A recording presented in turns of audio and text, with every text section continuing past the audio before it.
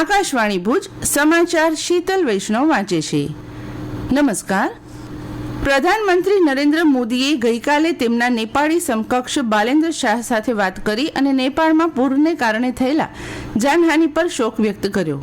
Social media સંદેશમાં શ્રી મોદીએ કહ્યું કે ભારત નેપાળને શક્ય તમામ માનવતાવાદી સહાય પૂરી પાડવા માટે તૈયાર છે.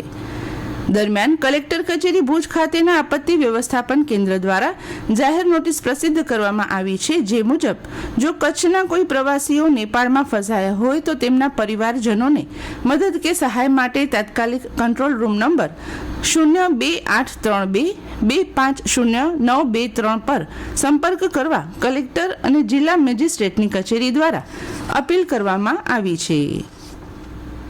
આરોગ્ય મંત્રી પ્રફુલ્લ પાનશેરિયાએ ખોરાકમાં ભેળસેળ કરનારા અને લોકોના આરોગ્ય સાથે ચેડા કરતા કોઈપણ વ્યક્તિને છોડવામાં નહીં આવે તેવી ચેતવણી આપી છે. સાથે જ તેમણે નાગરિકોને બહારનું અશુદ્ધ ખાવા પીવાનું બંધ કરી પૌષ્ટિક આહારની ટેવ માટે જાગૃત થવા અપીલ કરી. ગાંધીનગરમાં 77મા વન મહોત્સવ અંતર્ગત વૃક્ષ રથનું પ્રસ્થાન અને એક પેડ માં કે નામ અભિયાન હેઠળ વૃક્ષારોપણ કર્યા બાદ પત્રકારો સાથેની વાતચીતમાં શ્રી પાનશેરિયાએ આ વાત કહી. રાજ્યભરમાં રક્ષાબંધન નિમિત્તે એસટી નિગમ દ્વારા ગઈકાલથી આગામી 30 તારીખ સુધી 6500 વધારાની બસ દોડાવાશે.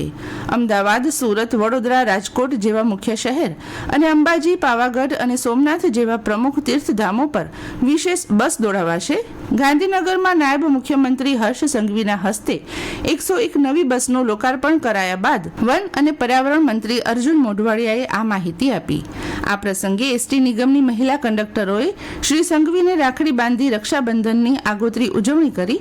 સાથે જ શ્રી સંઘવીએ તહેવારોની ઉજવણીનું બલિદાન આપનારા એસટી નિગમના કર્મચારીઓને અભિનંદન પાઠવી તેમની કર્તવ્ય નિષ્ઠાને બિરદાવી હતી. પશ્ચિમ કચ્છમાં નહિવત વરસાદના કારણે હાલ ઘાસચારા અને પાણીની તંગી ઊભી થઈ છે. આ પરિસ્થિતિને ધ્યાનમાં રાખીને કલેક્ટર અનિલ રાણાવસિયાની અધ્યક્ષતામાં બેઠક યોજાઈ હતી અને તમામ પ્રાંત અધિકારીઓ પાસેથી તેમના તાલુકા વિસ્તારમાં ઘાસની ડિમાન્ડ અંગેની સૂચનાઓ અપાઈ છે. હાલ વન વિભાગ પાસે જે ઘાસ ઉપલબ્ધ છે તેનું વિતરણ કરવામાં આવશે અને જો વધુ જરૂર પડે તો અન્ય જિલ્લાઓમાંથી પણ ઘાસ મંગાવવાની વ્યવસ્થા કરવામાં આવશે. ઉપરાંત જે વિસ્તારોમાં પાણીની તંગી સર્જાઈ છે તે અંગે પણ કલેક્ટર દ્વારા પાણી પુરવઠા વિભાગને તાકીદ કરવામાં આવી છે.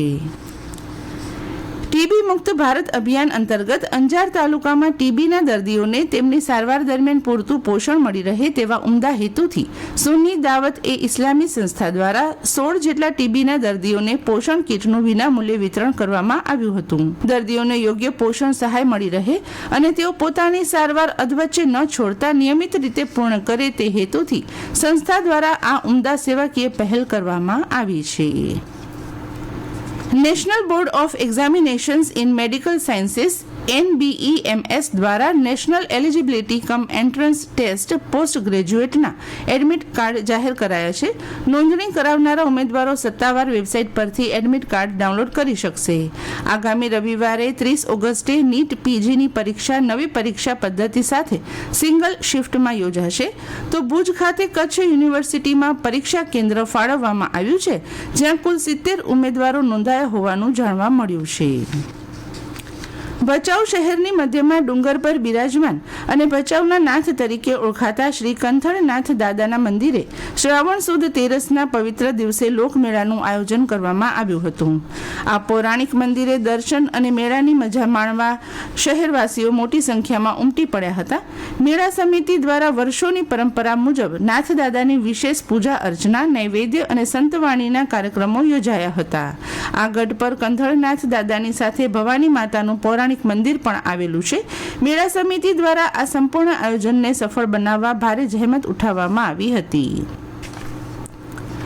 મોટાભાગના જિલ્લાઓમાં મેઘરાજાના વિરામ વચ્ચે આગામી 7 દિવસ રાજ્યભરમાં હળવાથી મધ્યમ વરસાદની આગાહી છે. હવામાન વિભાગ અમદાવાદના વૈજ્ઞાનિક અભિમન્યુ ચૌહાણે આ અંગે માહિતી આપતા કહ્યું કે રાજ્યમાં વરસાદની હાલ 7% ઘટ છે. અને આ સાથે આજનું સમાચાર બુલેટિન પૂરું થયું. નમસ્કાર.